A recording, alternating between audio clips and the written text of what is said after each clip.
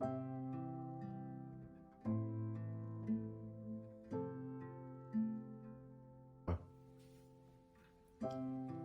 take a look at how to make your Sumiko Ballerina. Here we have the Sumiko printed sheet, printed on 100% cotton poplin.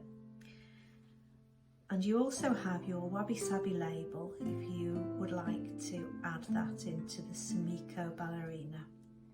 The first thing I need to do is to cut around each of the sections and make sure that I cut directly on the dotted line. So I'm going to go ahead and cut Sumiko out.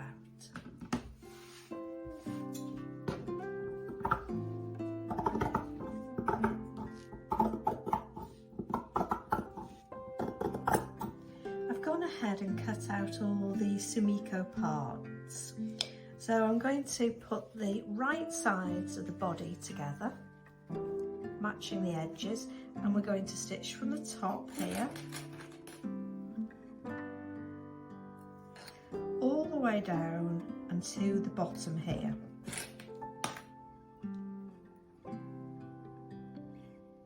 Leaving this open at the bottom, and we're leaving the neckline open.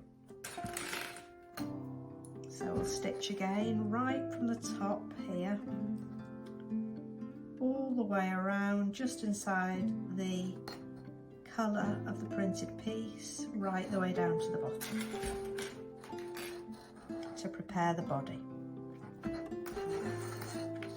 We'll place the right sides of the head together, matching up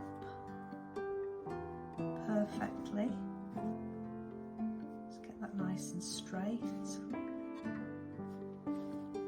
Make sure that the base, which I didn't make sure of, the base, the opening here matches the opening of the front, so that you can see the little lines there and there, there and there.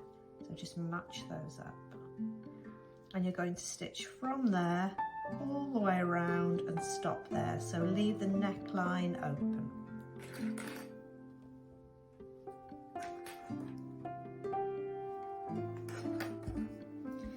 We've got two back legs and two front legs. You can see that the back is less open than the shaped front. So we're going to pop the back and the front legs together.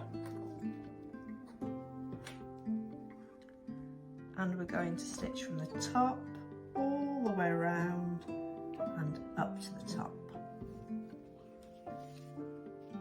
And we'll do this for both legs. And we have the arms. So we're going to pop the arms right sides together. And we'll just leave a small gap here on the inside of the arm. So we'll stitch from here all the way around, round the shape of the hand, and then back here. So between here, all the way around to here. And the same with the opposite arm. Leaving a small gap to turn through and insert the filling. So I'm going to go to the machine and I'm going to sew Sumiko as far as this. When I sew the body, I just want to show you that I'm going to sew right from the very top here, and then just within the colour of Sumiko's body, so that I give myself a good solid neckline, a kind of funnel to put up inside the head. So start from the top. It's going to back tack a little bit, and then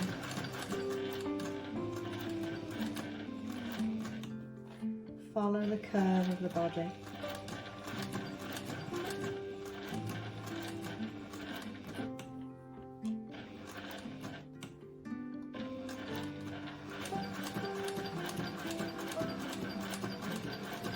I also want to show you that to create a funnel for the head as well, it makes it much easier and more secure when you put the head together. I'm actually going to stitch down here as I did the neck of the body, so stitch down and then go around and then stitch up.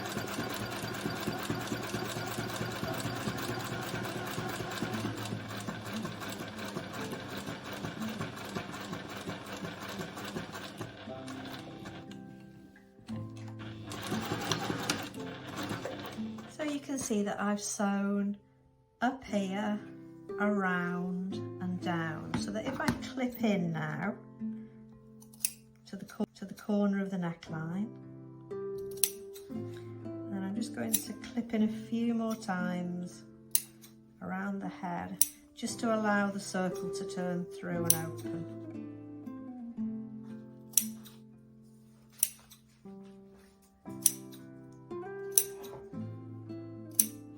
And I'm just going to trim down the seam allowance as well.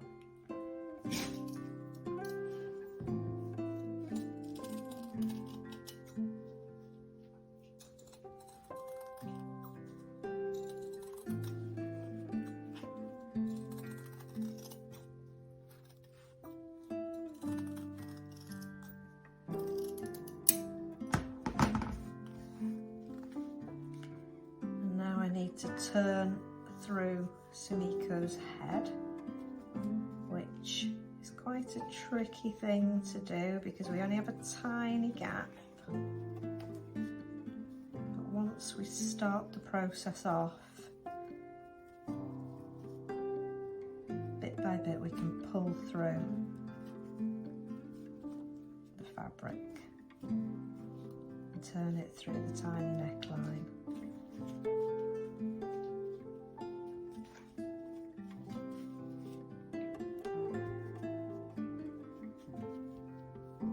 Take a little bit of time and patience to get this through.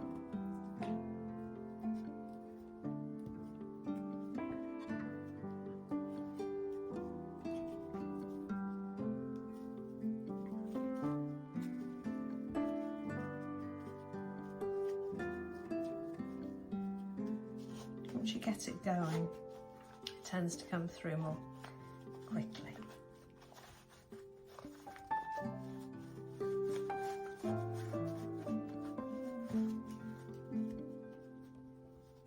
And then pop your finger in just to pull out the funnel of the neck.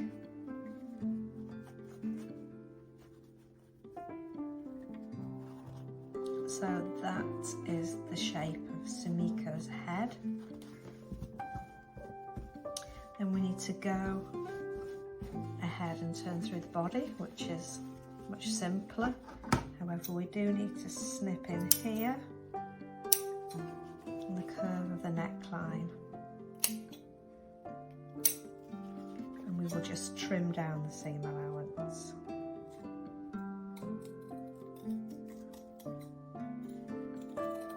To reduce the bulk.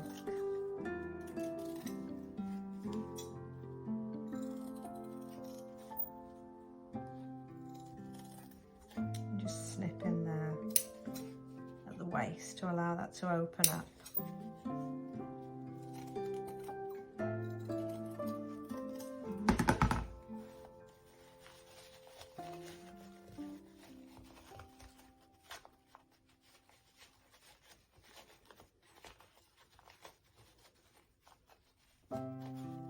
Again, if you have a pen with a rounded end, then that's always handy to use.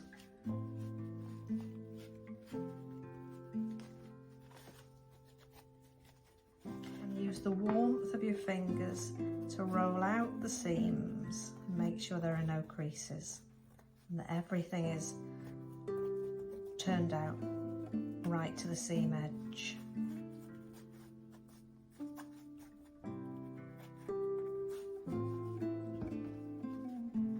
Turn out the legs, so go ahead, snip into any curves, trim down the seam allowance, and go ahead and turn through the legs and the arms in the same way. So it takes a little bit of time and effort to turn Sumiko through because the legs are very narrow and elegant and the arms are very narrow, but bit by bit, and if you just roll the seams to the outside, particularly the thumb shaping is quite difficult to get out, but just roll the seams and keep working on them and you will get there. Now it's time to insert the filling into Sumiko. So I've inserted the filling first into the legs, and I've used my pen to push small pieces, so anything with a rounded edge, and these invisible marker pens are perfect, and just push the filling down inside. Small pieces of filling as you go up to the top here where it flattens out a little bit.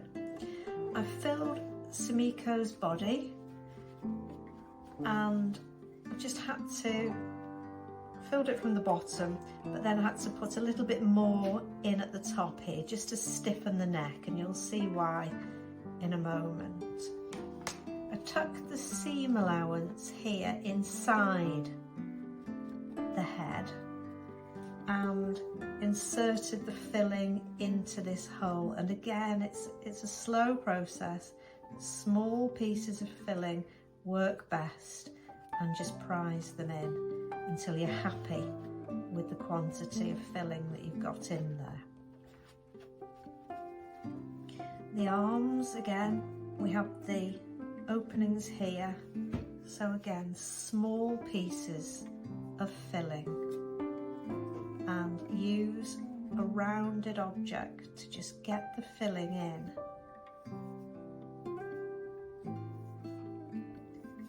And make it travel up to the ends of the arms. So up to the top. Just push it in and use your fingers to kind of mould and smooth it. And then fill the hand as well. And then you can go ahead and fill the centre of the arm. So the key is small pieces of filling and just patience to fill the body. You'll get a much smoother and nicer shape if you take your time with this. And again, these are tiny parts, body parts, so use your fingers to roll out and smooth and shape. I'm going to set that aside for now and continue filling that after. So I've filled the legs and I've filled the body. I want to fold over the seam allowance here. I'm just going to pop the filling up inside, just out of the way, and crease on the seam line here. So crease all the way around and tuck that seam allowance in, and just use your fingers to crease that. Now I'm going to place Sumiko's legs inside the body. Just place them in there. Now, let me just get these right. The legs are designed so that they come together gently like this. So this is the front and we have the back there. So just make sure that the legs are in the right direction. So I'm just going to pop Sumiko's leg there. Just hold that in place with a clip. And then pop the other leg there, up to the seam allowance. And again, I'm going to pop that in place with a clip. And I'm going to go to the machine and I'm going to stitch across here. And I want to make sure that I catch the back of the body in as well. To secure Sumiko's head to her body, we need to take the head and just clear a space here. So use a blunt object to just clear a space. And you can see that we have the seam allowance tucked in there. I've made sure that there's enough filling in the neck here to just stiffen that area of the neck. I'm just going to make that as small as I can and pop that inside there. And it's a matter of kind of wiggling and pushing that down until you're happy that the neck is inside the base of the head. So that's fine, that's there. Now we will need to hand stitch the head to the neck. We also have the arms here, and of course they're stuffed to the point where we need to close the gap. So we need to hand stitch the gap closed, and then we can go ahead and attach the arms to the side of the body. So let's take our thread and hand stitch the head to the neck. So just very small stitches here. Just going to tuck the edge in there, and as much as I can I'm pulling the head down onto the neck.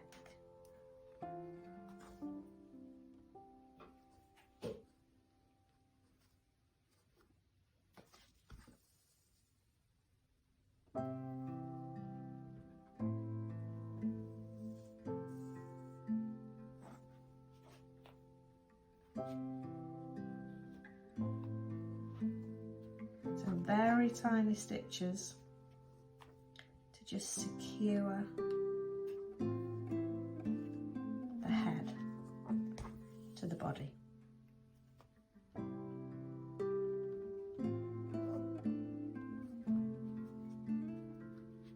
So here I am at the stage where I've hand stitched Sumiko's head to her body, and then I can manipulate the filling to just bring down the filling to the base of the, oops, wobbling my table, to the base of the head, and just manipulate that until you're happy.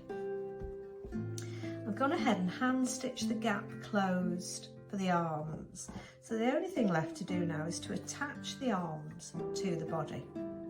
This can be done by using just a regular needle and thread, or you can use one of these extra special long darning needles to attach the arms to the body. If you want to have a look at me using just a normal needle and thread to attach the arms, then you'll find that in the video on the channel in Wabi-Sabi Studio, when I make the Theo bear. But it's exactly the same principle. So for this example I'm going to use my extra long needle. So I'm going to pop that through at the top there and through to the other side. And pull it through. And leave, I have tied a knot in there, leave a length there. Make sure my arm's facing forward. I'm going to go through the arm.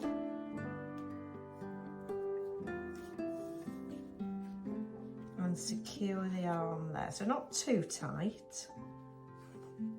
Take a tiny stitch, go through, back through the body, and try your best to come out very close to the original hole. And just have that quite gentle. Pull gently there. So now I can, making sure that the arm's facing in the right direction. There you go. I'm going to pop that through.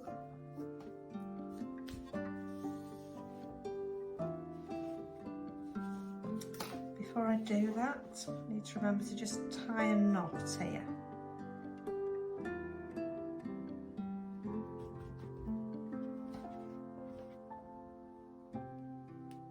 Just to secure that.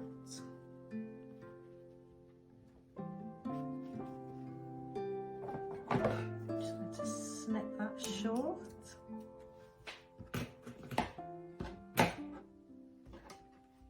And then pull the arm on.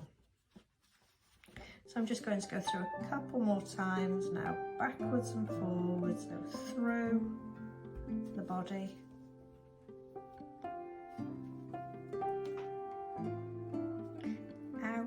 the arm in hopefully the right location. Just wiggle around until you get there. And I'll go backwards and forwards a couple of times just to give that some strength.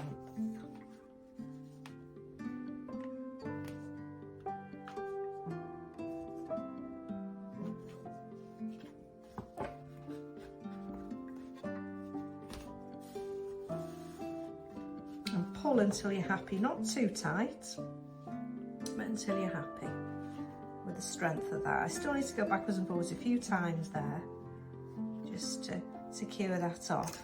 When I'm happy, I will just pass the thread through there and just tie that off. And you can see that if you do it this way, your arms will move. So there we have. Just move her this way. So our arms are moving and Sumiko is complete. I just wanted to show you something with Sumiko here. It's very difficult to apply the filling through the neck unless you have a lot of patience and you just want to do it very slowly. So another option is to just leave a small hole here, a small gap at the top of Sumiko's head, and what that helps you do is just place plenty of filling in and push that filling right down into the base of the head, so you give Sumiko quite a nice large head. And then having done that, you can simply hand stitch the gap closed. It's already started. Tiny stitches, or you could use a ladder stitch and just hand stitch that gap closed, creasing the fabric on the edge of the seam allowance, and just take tiny stitches and just hand stitch that. So that's another option, which if you're finding it difficult to apply the filling through the small gap as I show in the steps, you may want to adopt this method. And the benefit of it is also that it allows you to apply lots of filling into the head, have a nice full head.